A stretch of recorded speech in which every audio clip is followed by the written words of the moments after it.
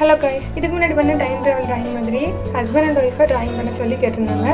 இது ஒய்ஃபோட சின்ன வயசு ஃபோட்டோ. அவங்க ஹஸ்பண்ட் அவங்கள கையில் தூக்கி வச்சிருக்கிற மாதிரி நோட் பண்ண சொல்லி கேட்டிருந்தாங்க. நெத்தி பொட்டின் ஓரமா நித்தம் நானும் வாழ்ந்திடணும். நெஞ்சு குழி ஓசையில தலை சாட்சிட தோணும்.